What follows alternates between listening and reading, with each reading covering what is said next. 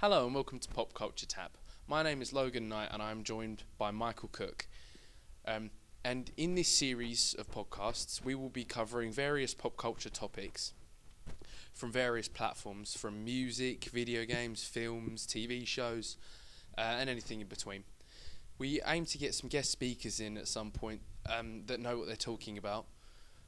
And we hope that you enjoy it as much as we've enjoyed making it. So today we've decided to go for the iterations of the Joker over the years, in cinema, not in comics. So the first one up is Cesar Romero, who was seen as more of a funny, jokey, giggly bank robber. Was he from the 1940s series? He was, I do believe. I think he was the first. He was the first on-screen appearance of the Joker, and due to, I think it was certain obscenity laws, they couldn't show too much gore with him. And then there wasn't really much to say about Cesar Romero, apart from he was more like a giggly, fun type bank robber than a psychotic killer. Jack Nicholson's Joker, there was a much darker, grittier take because it was directed by Tim Burton. Of course, featured the infamous bat nipple suit. And he was joined by the Penguin, Catwoman, and the Riddler.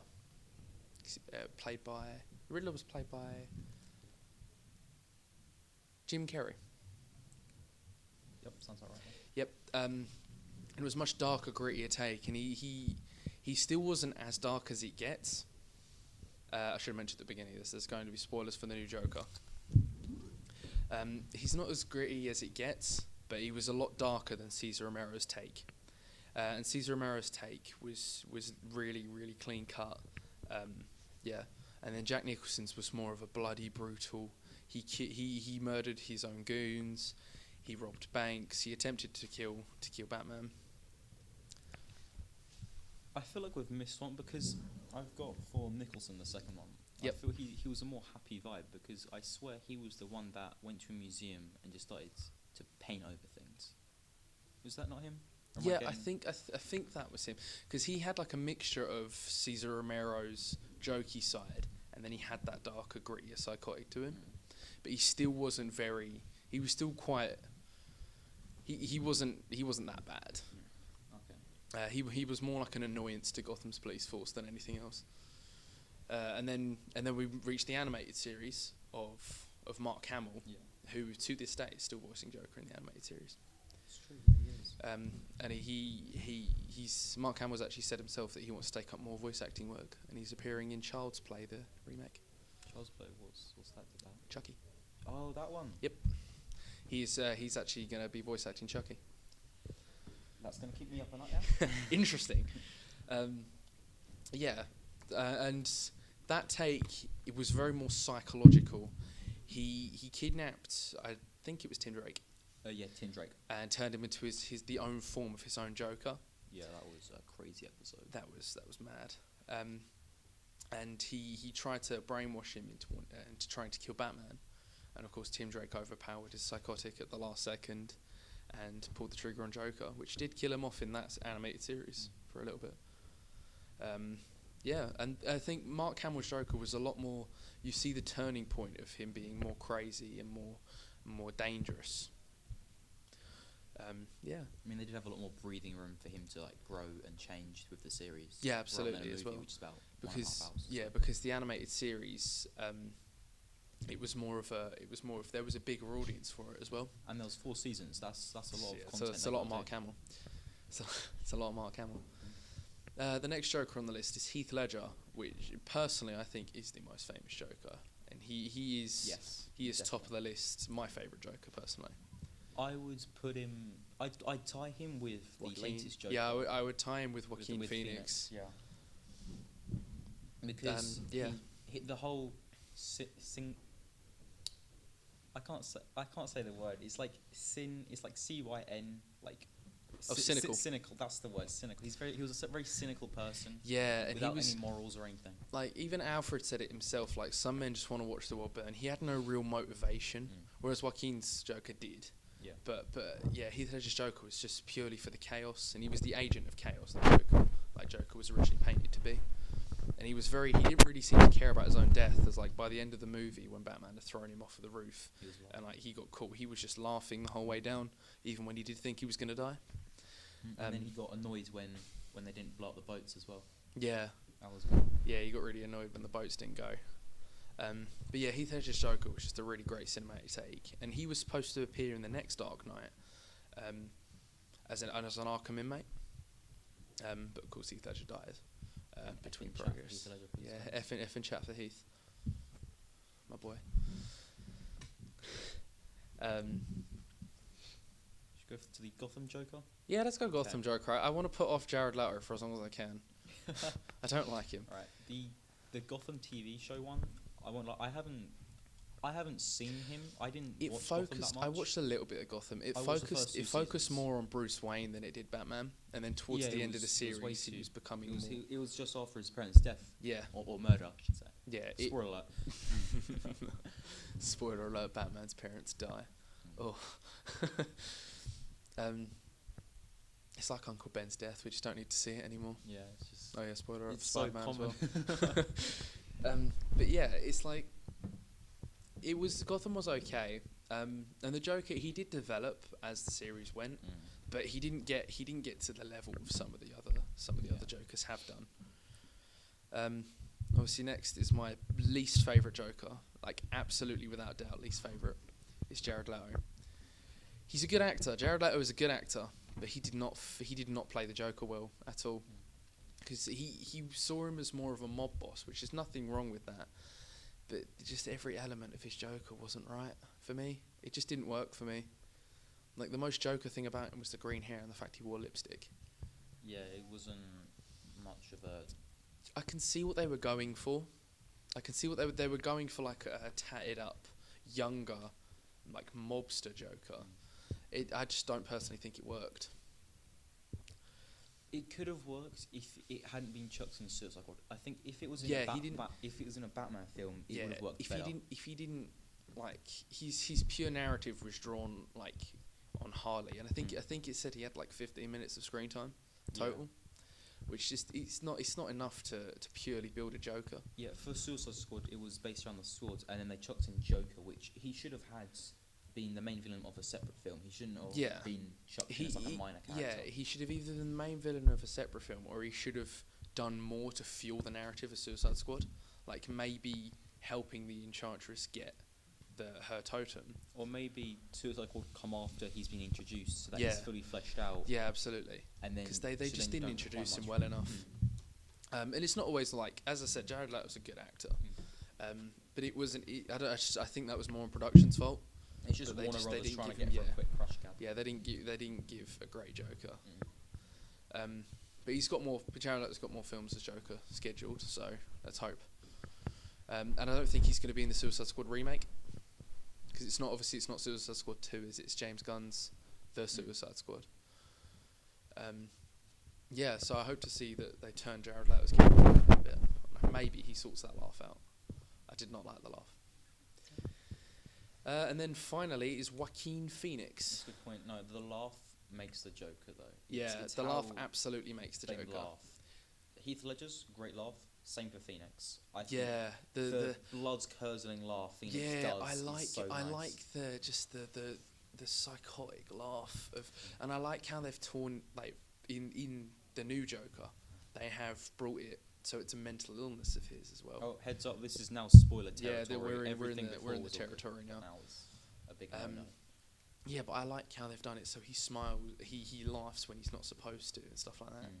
Like when he just started laughing on the bus, like Yeah. like really And crazily. he gives the woman the card, and that's when we first know about it. Yeah, I like that. I really liked Joaquin Phoenix's Joker, and he was good as a Joker as well, because he did obviously it's his movie, so he was able to like fully like get into his character, but it really showed like the psychotic journey the Joker took, and how it wasn't necessarily his fault. It was Gotham that turned him into It was this. society that Yeah, pushed and him. he rejected his role at first. Like Arthur Fleck rejected that role of Joker because he obviously he goes on the Maury show, or the Murray show, sorry, and he sort of says, I'm not political. This was just how I wanted to come out. because it's what he's done his whole life. It's not just like one day he's decided I'm going to dress up as a clown. But yeah, it's a really good path to how the Joker came to be the Joker. But yeah, I really personally enjoyed the new Joker, and like you can really see it towards the end. He's like, 'cause he snaps on the Murray show, where he and you see it throughout the movie. They're building that tension. He's like practicing in his living room. He says knock knock, and then he goes to shoot himself, and he pretends like in his dressing room, and he pretends in his home, and then he gets on the show, and he says knock knock, and you get really tense, and you start to worry for him. But the movie does that. You know how psychotic the Joker is, and how much he is a villain, and what he's done in the past. But it still makes you feel sorry for him.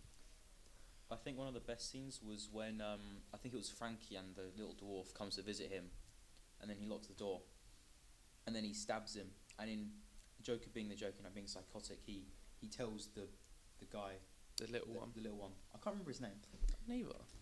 that he can leave. But as the audience, you feel a sense of tension because he just murdered the other guy.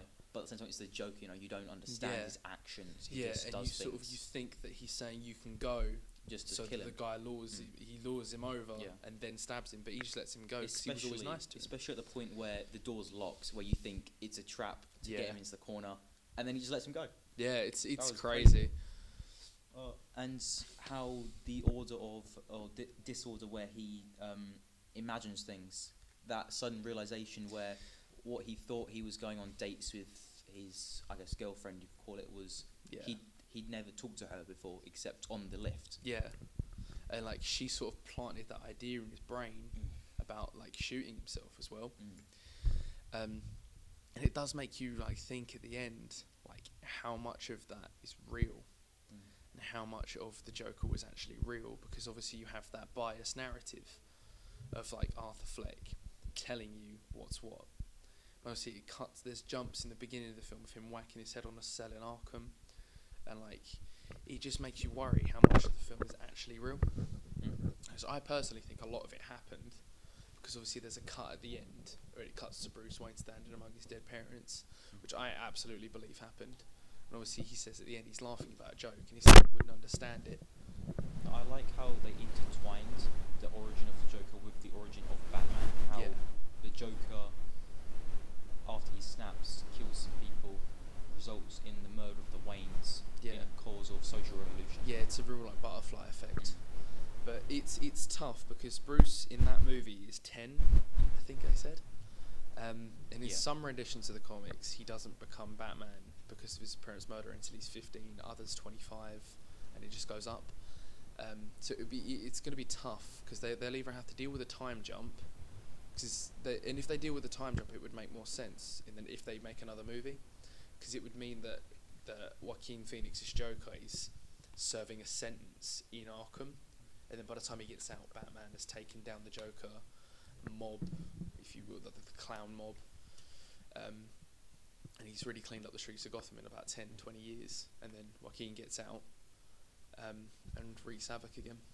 The question I know is the Joker film part of the DC EU's like part of that cinematic universe, or is that separate? It's a separate, but it really opens the door for an expanded universe.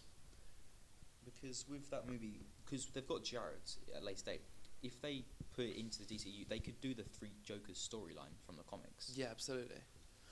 And what I was kind of hoping for, because they really focused on Thomas Wayne, I was really hoping for the Batman Who Laughs, to be honest, which is obviously either the Batman Who Laughs or the alternate outcome for the Joe Chill shooting. Oh, from the Flashpoint universe. Yes. Yeah, where the mugger kills Bruce, Thomas Wayne becomes Batman, and then Martha Wayne gets driven into insanity and becomes Joker.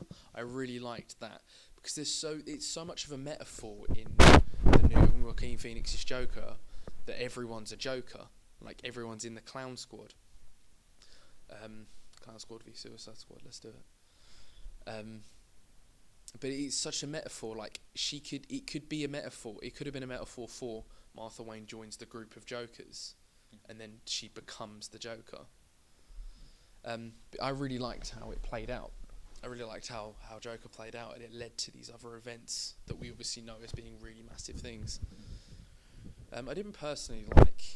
I know he's a child actor, but I didn't personally like the Bruce Wayne actor's performance. He was really. He didn't have any speaking, very little speaking parts, but he was very like just sort of there. Yeah, it was. I guess it was just to sort of intertwine it, how through time and the multiverse they are connected. Yeah. Throughout their lives. Yeah, I feel like he's definitely obviously going to be a vital part of this story, because they wouldn't have shown so much of him otherwise, even if he wasn't doing anything. But I feel like Joaquin Phoenix has done like a really good job on Joker, and he's really set up. Even if they don't do an expanded universe and they do like even if it's like they do like loads of little movie series, so they do like maybe a Batman universe. Yeah. Superman universe that comes off of Brightburn. Brightburn was good. And then, because Brightburn was obviously, he comes to Earth, and then because of the bullying that he endured, he doesn't keep that strong hope. Yeah. He turns evil. So they could do a Brightburn universe where he calls the rest of the residents from Krypton, or like Zod and stuff like that. Was Brightburn by like Shyamalan? I can't. I'm not 100%. I think it's M. Night Shyamalan. Yeah, was it him? And then we can have like a him Joker universe, like a Batman universe that's kicked off with Joker over there. Oh, then that would be pretty fun to see a Batman universe sprouted from the Joker. Yeah, that would be really interesting That because would be it would be a losing battle as soon as Batman comes into it, because the Joker's already built this society. And then we can have like a Brightburn universe where it's like a grittier, darker Superman, because the current DC EU Superman, he wouldn't fit into like a grittier universe, because Superman's always been a symbol of hope. That's the thing with DC films, though. It's most of their characters are more positive, bright characters. It's Batman who's the grittier character. So I feel what they should have done is more. They have the bright side characters, but then they have the darker, grittier Batman, Family. Yeah. It's got Gotham area. Yeah, I would like to see like a Bat Family. If they could do it as like a Netflix show and have like Similar the Bat to Titans. Family. Yes, well, Yeah, that's what I that was going to say. We could have like the Bat Family that teams up with the Titans to take down the Joker gang in like a film or a Netflix series. Obviously, there are some rights buying to be done there, but you could have like a Batman universe spawned by the Joker, a Superman universe spawned by Brightburn, because they're both very similar movies in that if a counterpart comes in to come and stop this, it's a losing battle from the start. Like if Batman comes in after Joker, it's Joker's built that society of Jokers. If anyone comes in to stop Superman in Brightburn, he's already turned evil. He's gone. And then you could have like another universe, like a separate universe for like other characters, like from Wonder Woman to the Suicide Squad.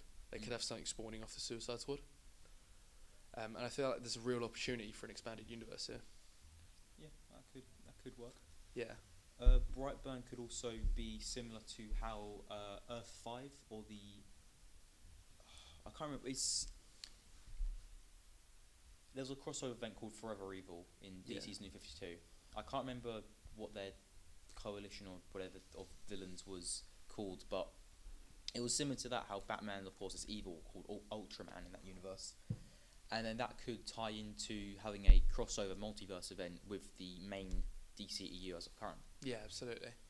And I feel like there's a real potential, because especially rivaling with like a bigger more. I would arguably say that DC's comics are more focused, and then Marvel's movies are more focused.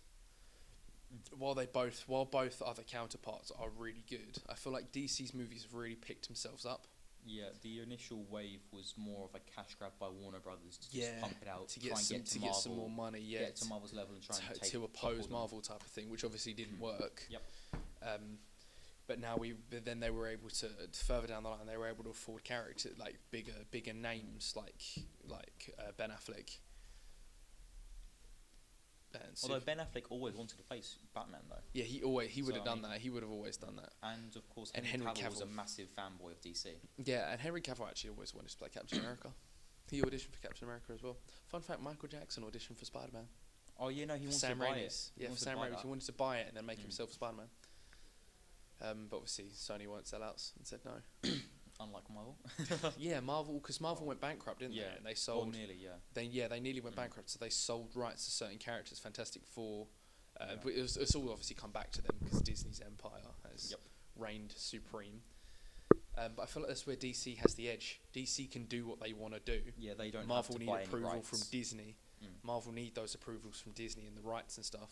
Well, I don't know though, because while Warner Disney's Brothers got that empire. Warner Brother owns DC, so it's kind of like Warner Brothers has changed some things. Like with the Snyder Cut, they got Joss Whedon in it to change some things up. Yeah. Which was most likely the downfall of the film. Yeah. Because he made it more of a comedy, whereas the previous two films had been more dark and gritty. Yeah, absolutely. But I feel like there is real potential from going back to the Jokers. Yeah. There's a real potential for like Joker, because obviously at the end we can assume with a high hope that he escapes Arkham, or he gets at least close to. Because obviously at the end we see him running across the hall from the guards. Yeah. But we can hope that he either escapes Arkham or he fails, but there are other inmates that heroes escape. That would be pretty good to see. Because if we have Joker forming, to seeing other villains forming within there. Yeah, forming with the Penguin and stuff like that. When I initially saw the dwarf in Joker's like workplace, I initially thought to myself, Penguin is a notoriously short character. Obviously, he's never been that short, but they could really sell it. Yeah, but Cobblepot has come from I believe a semi-rich background. Yeah, he was friends with the Waynes. Then the Waynes moved. They either moved or they exploded in popularity, and their enterprises exploded, and they sort of forgot about him. They sort of forgot about Oswald Cobblepot, and Bruce stopped talking to him. Then he became the Penguin. Obviously, depending on what continuity you go based off of. But yeah, I feel like there's real potential for a Joker like series here. Especially with the popularity that Joaquin Phoenix has arisen. I believe fans are calling for it to be a nominee for some form of award. I can't tell you the award. I think it was an Oscar. I think it's an Oscar for either Best Actor or Best Movie. I think it might have been Best Performance Oscar, perhaps. Yeah. Yeah. Like that. So it's either gonna be Best Male Actor or Best Movie. And I won't lie, I would agree with that. I would back that. It's or Film of the Year even. Yeah. Because of course, the Film of the Year will be going against Endgame. Yeah, but which is difficult. I'll be real. I wasn't a fan of Endgame. I thought it was overhyped to hell. Yeah, it was. The fanboys were just. It was in my opinion, it was an absolute masterpiece, but it was really over. It was really overhyped. Like it was a really great movie, but it was more than it should have been. And I can get the hype around it, like, but Marvel one made us wait too long. They made us wait the full year for the second part to Infinity War. And like after Infinity War, like about 6 to 8 months after Infinity War, I was like, I can't wait for Endgame. And then it was a year, and it was like, okay, I'll go see it because I want to know what happens. But yeah, I guess you could say that the hype sort of fell off after. It does fall off after a while. But at the same time, they didn't finish filming and script writing and stuff. Yeah, absolutely. But Marvel screwed up announcing movies for characters that weren't. Yes, that were dusted. That was a big one. Yeah, they screwed up big time. They announced like another Doctor Strange, another Black Panther, another Spider-Man. It was like it kind of lost all this like tension and suspense. Yeah, because you know they're going to come back in some way, shape, or form. I mean, you kind of felt that they would to begin with. You had Doctor Strange, then there was Spider-Man. There was still that there was some sort of mystery behind it. Like, would they actually come back? But then it's like, oh yeah, we have more movies for these characters, although they're dead. You can, yeah. But yeah, I feel like they really missed an opportunity for tension there. So yeah, let's finish up by ranking Jokers. Okay. So let's go from worst to best. Worst to best. Let's go. So like the 6 Jokers. Okay. Personally, I'm gonna have to remove the Joker, the Gotham Joker, and the 1940s because I haven't got a tree. Yeah, let's go out of Cesar Romero, Jack Nicholson, Mark Hamill, Heath Ledger, and Joaquin. Okay, I'd have to. And Jared Leto. Okay, I'd have to put the 40s one at the bottom because I've never seen him before. Cesar Romero. Let's go number 6. I'd probably put Jared Leto next personally. I'd put Jared with Jack Nicholson. that's Jack Nicholson. I So can't remember they names. like tied fourth. Yeah, tied fourth. So podium spots third. So out of Joaquin, Heath, and what is it? Heath, and Mark Hamill. Okay, I'd probably go Mark Hamill third. I'd put him second, Joaquin third, Heath first. I think I'd go with that. Because I feel like I'd go Mark third because you can't, because he couldn't really like sell his facial expressions obviously where he's voice acting, but he did a very good job voice acting, and he had that, like he had everything it needed to be the Joker. But I'd probably still put him third, and then second Joaquin, because I think Joaquin's second purely because of the fact that there's yet to be a universe attached to him, and then Heath first because of his iconic performance. You think Joker, you think Heath Ledger, and he's tied in with that universe. He's got that carelessness. But will Phoenix topple his reign of being the Joker?